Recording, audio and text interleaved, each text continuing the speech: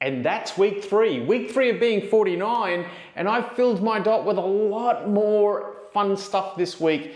The Fat Cow returns. No, that's not a person, that's my favourite restaurant.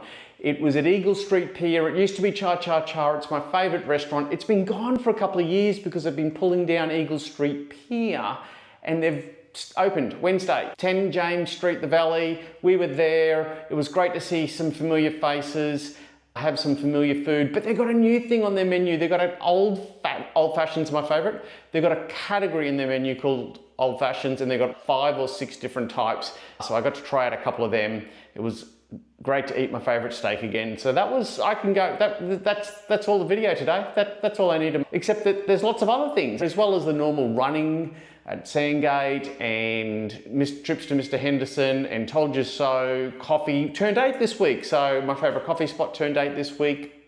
On one of my trips to Sandgate, I saw a GT40 in the wild on the road. So that was pretty cool to see one of them out there. On top of all that, I'm a week away from 10 years in my run streak. So I didn't know which day to mark as a bit of a celebration, and I'm running both days. Who knew? So Saturday the 18th will be the day I complete 10 years of running every day in a row. Sunday the 19th is the anniversary of 10 years. So I'm going to celebrate both, because why not? So I'll be having drinks at the end of each day. I'll obviously be running in the morning. Some people have said they'd like to come for a run with me on 10 years. So pick which one you think is the 10-year bit, and I'll be running anyhow. Back to my new theme of connecting the dots, my dot with other people's dots. I want to talk to somebody about not just their dot this week, but their dots across what they used to do, what they do now. And it's somebody, I've known him many dots. I went to school with this guy, and let's go talk to a guy I call Tux. This is the Tux, otherwise known as, and it's weird, I know you as Tux in a way that it's weird to say your full name, which is Matthew Tuckett. You're saved in my phone as Tux. I think everyone's probably got you saved as Tux. You're referred to amongst friends, people that know you, and intimate friends as Tux. So this is Tux. And I don't want to just talk about Tux's dot this week, because we've shared a lot of dots over the time. A lot of our dots go back to school. And then I want to ask you some of your dots, that your time in your previous job, your time in your job now. Yeah, sure. But I think you must have, I think we met when you came to Grace did you start late at Grace? I did, yeah, 91. So I came through for 11 and 12. Yep. Tried to get in earlier, but Stoltzy said no. And famous story, he said, what do you want, when you grow up, Matt, what do you want to be? I said, I want to be either a pilot or a bus driver. And so stamped not to come in, wait for another couple of years. But yeah, school was great, mate. And where did you go from there? From there, went to business school for a couple of years, or a year and a half, and then to uni. From uni, first and only job I applied for was the Department of Veterans Affairs, 20th of 4th, 98, and I was there for 25 years. I was saying to somebody recently, I said, you got to do meaningful corporate world work that I was jealous about. You got to do that corporate world in the city, but meaningful work. And then you transitioned into playing with oversized big adult toys in a sandpit. Jealous again. Tell us about your 25-year career there. For me, it was an honour. Like it never seemed like a job. Because I've got military family. Both grandfathers served, one uncle went to Vietnam, and 2 cousins who have served and currently serve. So we always had a little bit of that military mix around the family. When I went for the public service exam, which no longer exists, got a call maybe a week or so later with 3 offers to go to 3 different agencies. DVA was the one that stood out to me because it was helping serve people who serve us. And you know how patriotic we get around Remembrance Day and Anzac Day. This country is fully on board with that, and I think supports that. But for me, it was always about supporting them, because the Department of Defence and DVA are both so broad. It's not just about having a pension or this, that there's so many different aspects to it. And I was lucky enough to work in multiple different areas that could give that value add to the client. And when you come from a client-centric view, you're always giving and helping. And that's ultimately what I was most proud of about that 25 years. What was your favourite thing during your time there, or about your time there? Two things. I managed a mental health program, which was about capturing the 1%ers. So those ex-military who most come out and they're proud of what they've done and they engage well with defence, but some don't. They might have had a medical discharge and they're no longer interested in what defence, they shun that. Therefore, they haven't received a benefit or they haven't got healthcare in place, those kind of things. You could call them the 1%ers. I managed a program there for a while that grabbed or helped pick them up and connect them with services, if they wanted to, medical services, income, and get them to a point where they just were comfortable, because some of them were living rough, some of them were living on couches, you know, and some success stories we had were getting people to get their own rental, for example. I know that sounds, certainly it's unusual for someone to even not have their own place to rent, but that's genuinely who we're dealing with. Clients that have just fallen through the cracks, had no support network, no financial whereabouts, just weren't interested in that. And so, yeah, the goal was to put some support around them, get them some income, and then get them in their own residential. So it was quite small, but very, very rewarding, because you're dealing with not unskilled labourers, you're dealing with skilled people who have done some things, but because of their service and usually mental health issues, have just disconnected from society. So that was one. The other one, the last sort of 6 or 7 years, I was the senior contract manager for private hospitals. So again, that's supporting our clients, because historically military personnel were only able to go to repat hospitals. There was one in each state. In the 90s, we devolved that and said we can go to public hospitals. And then probably in the mid-2000s, we thought, why can't our guys go to private hospitals? We do a contract scenario, and so my role was to negotiate with those facilities and get rates for services, and so that our clients could go to any facility in any town.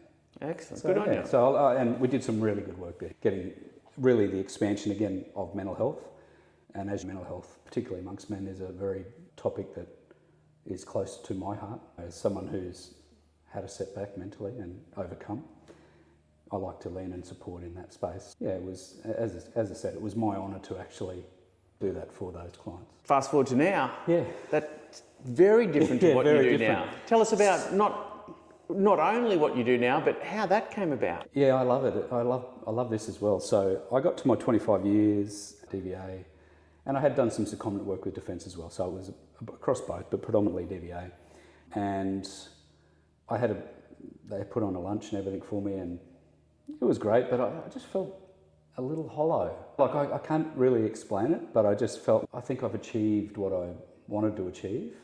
And I went to a recruiter and I started to look around. And the first thing she said to me was, what do you want? I said, I need more time, because my kids are now grown up. I have a farm with cattle on it, which I don't live at, but I need to spend time to tend to them. And I was finding it difficult to put everything into the weekend, into a 2-day allocation of time. So I said to her, is there anything out there that I can do where I can get a little bit more time? The first thing she said was, have you considered being a real estate agent? I said, look, I know a few, and I don't have the flamboyance that looks to be required in that sort of role. I said, is there anything else? And she said, have you considered mining? And I said, keep going. And so she just floated a few ideas around the procurement and contract management stuff that I had been doing, and I'm accredited to do that. And then she hit on operating, and I thought, unpack that for me, what does it look like? She said they do what's called a lifestyle roster, where they work for 7 days and then they get 7 days off, and then that just keeps going and going and going. And to me that sounded like 7 days off sounded like a good amount of time to do life, because working 7 days, I'm sure in your businesses, I'm sure you've worked a Saturday and a Sunday when you felt probably should have time off. I certainly have. There's been times where I've taken work home and worked on it on Saturday and Sunday, and I thought, then you're back to work on Monday. So for me, once that was expanded on and understood what it looked like, I thought, is there a work trial I can do? I didn't want to jump in straight away. So this recruiter was able to get me a work trial, which only went for, I think, 6 weeks. Mm-hmm. And it just fit. It just, those 3 weeks off that I had, I got so much done, you know, and was spending quality time with quality people. And yeah, I've jumped in. Excellent. I'm all in. Yeah, like it just. And it had you flying up north? To central Queensland. Okay. And Moranbah is the capital of that Bowen Basin, so there's quite a lot of mining companies, BHP, Stanmore, there's many. Whitehaven, of course, they're a huge player in that region, so they're pulling coal out of the ground, so we're keeping the lights on for everybody and helping build steel as well. Like, it's the interesting thing for me is it's very much a capitalist environment where I've come from more of a socialist kind of scenario where we're doing it for the common good. Mining is very much about money, and I don't object to that. I think it's good, but they make a lot of it, and it's just a totally different. Like you'll hang around people that are clearly making great money, but you know what? You hear the same things. There's similar themes amongst people, and again, I want to say, in particular, men. It doesn't really matter what you do. Same issues, regardless of your income and whatever your job is, plague, I think, men. And I'm talking about things like depression, anxiety, and just trying to discover who they are as people. I think those are questions that a lot of us ask. Are you enjoying it? I love it. Awesome. Yeah, I really love it. It just gives me just enough mental stimulation to keep me engaged. Yep. And then I go home, I don't take any work with me. Maybe a little bit of study, if that's optional. But it's just, super positive. Good fun. The crew's great to be around. We enjoy each other's company. We know they're there to do a job. Then we go home. Tell me about your farm. Farm's great. I spent a lot of time as a kid in a town called Wandoan, and we had, I think, 2,500 acres there of cattle, some wheat, a little bit of sorghum, and came back to school for high school, for mid-grade 9 onwards. And I always just wanted to get back to it. It was just something that I really enjoyed. And with family, my cousin, he's a cattle farmer in Crow's Nest, and it was just something that I wanted to do. Going through a divorce in 2019 obviously made it a little financially a little more difficult, but I ended up finding just a small 50-acre block up Gympie Way, and there were 35 head of cattle on there. Just love it. Enjoying that? It's just, again, it's something that you get out of the city, and I love the city. You know this. Like, yep. I love everything that the city brings. I'm not anti-city, but it just gives that nice balance of city life and socialising and friendship and support even, and then country life, being alone, enjoying the space, and just getting dirt on your feet. It's really good. And you got the farmer's vehicle out there. What do you got out there parked in my driveway? Yeah, but like you, a bit of a car freak. I've got a few too many cars. I think at last count there was about 10. But this one is a 75 Series Land Cruiser, so it's a 1986 model. Yep. So it's 37 years old, completely original. Yep. What colour is it? Sandy Taupe is the name. It is quite the absolute farmer's It's the iconic. Yep, I saw you pull up and I went, you've gone all farm. And you do have a little passion for cars because you've got something poked in a little garage somewhere. It's red. Tell me about that. So I restore spare cars, old cars in my spare time, which there is a little bit more spare time now. Yep. But yeah, the one I'm currently working on is a pretty special one. It's a Porsche 928. I didn't know much about them, to be honest. When I bumped into it, I consulted one of our friends, Nick, who we're talking about, and he knows a lot about them. And he's, hey mate, if you can get your hands on it at the right price, you will not regret it. And never a truer word was spoken. And since then, I've actually become quite passionate about them. I actually really enjoy Porsche as a car. And taken, like Toyota, I love Toyota. I think they just make flawless vehicles. So yeah. It looks like it's getting towards the final stages. It is. Yeah, I was driving it around the other day actually. Oh. Yeah. So it's not road registered, but Yep. I took it for a little spin around Breakfast Creek. And yeah, if you and I had hair, mate, it would blow our hair back. But yeah, so it's just, again, it was just a passion. I've always liked cars. Growing up, you'd watch Bathurst and it'd be Ford versus Holden, and you'd love the colours. Those specs are Dick Johnson green. I don't know if you know that colour.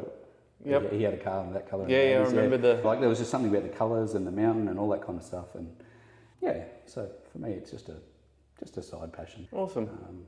Thank you very much for coming along, chatting to me about your dots in your various careers and Thank you, mate. Stretching all the way back to when we met in 1991. 91. I love what you're doing, mate, honestly.